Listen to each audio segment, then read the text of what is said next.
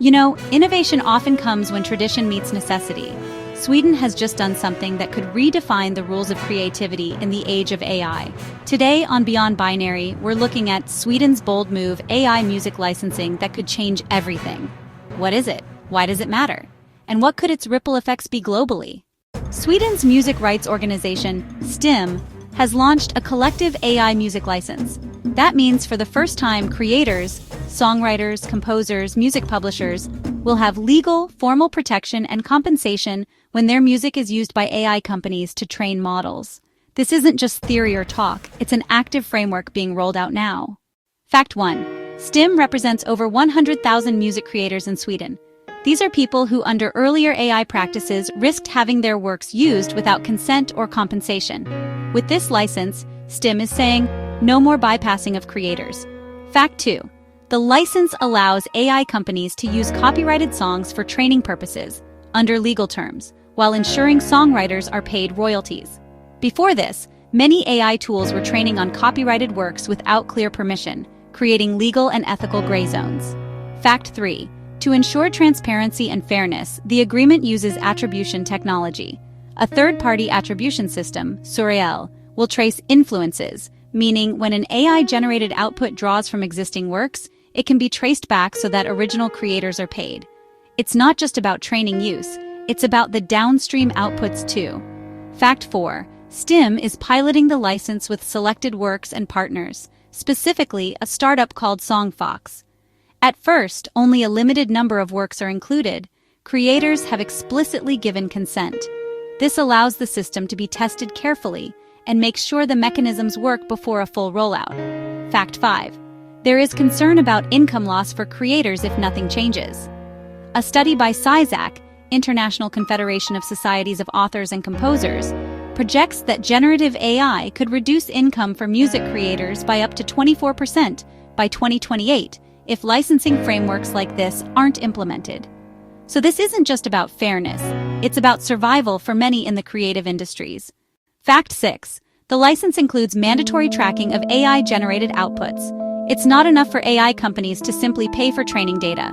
There must be traceability so that any piece of AI music that echoes or resembles earlier works can be audited, royalties identified and paid. This addresses one of the biggest trust gaps, knowing what data was used and whether creators are benefiting. Fact 7. Sweden isn't acting alone. The Nordic music collective rights organizations, STIM, Sweden, Coda, Denmark, STEF, Iceland, Tiesto, Finland, Tono, Norway, have adopted joint principles for licensing generative AI technologies. They call for licensing at 3 stages: training, providing services, and using the output. This broad regional coordination strengthens the legal and moral backing of Sweden's move and may lead to harmonized norms across multiple countries. Fact 8.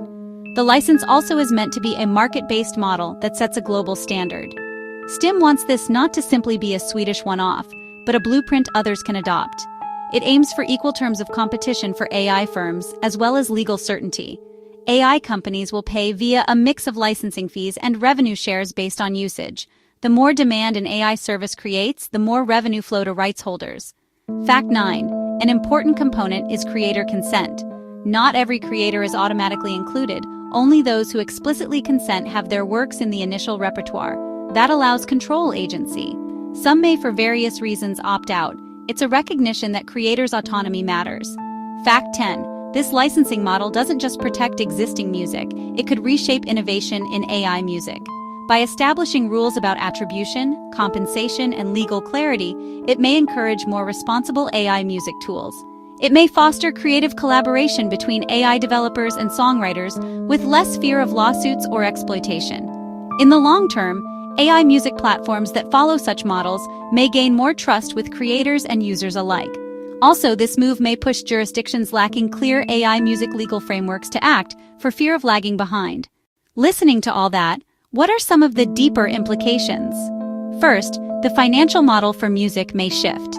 Instead of the classic streaming or radio royalties being the primary income, creators may see AI usage royalties become a major revenue stream. That is, AI training plus usage of AI outputs might become as important as plays on Spotify or YouTube. Also, artists and rights societies have leverage now. They can demand attribution, transparency, and licensing as prerequisites for AI firms to use their work. Second, there is a technology impact. Attribution systems like Surreal are essential. These are neutral, third-party technologies that trace influence. They allow auditable revenue flow. Without such tech, tracking what data AI uses, how it influences outputs, and who should be compensated becomes extremely difficult. So technical infrastructure matters as much as legal frameworks. Third, the idea of collective licensing across stages, training, service provision, output, is conceptually powerful. It means that licensing isn't just retrospective or after the output is used, but built in across the value chain. That could mean more upfront licensing deals, more ecosystem planning, and more balancing of incentives among creators, AI firms, publishers, and platforms. Fourth, there is risk. Implementation difficulties, edge cases, and potential unintended consequences. For instance, AI outputs may unintentionally emulate too closely certain works. Determining how influence versus infringement is decided will be crucial. Also, some creators may find the admin, tracking, or attribution requirements burdensome. Some smaller AI firms or startups may struggle with compliance. And globally, unless many countries adopt similar models, there could be fragmentation. AI firms may choose jurisdictions with weaker protections. Fifth, the shift also has cultural implications. Music is not just commercial. It's part of culture, identity, heritage. A licensing framework like this reinforces the value of human creativity, ensuring that cultural contributors are not sidelined as raw material for AI. It also promotes ethical AI, showing that innovation does not require exploitation. So where might this lead next? One possibility, other countries or regions, Europe beyond the Nordics, perhaps the US, UK, India, etc., could adopt similar licensing regimes. Already, European collective copyright bodies and creators have been pushing for clearer regulation under the AI Act. Sweden's model may serve as a precedent or template.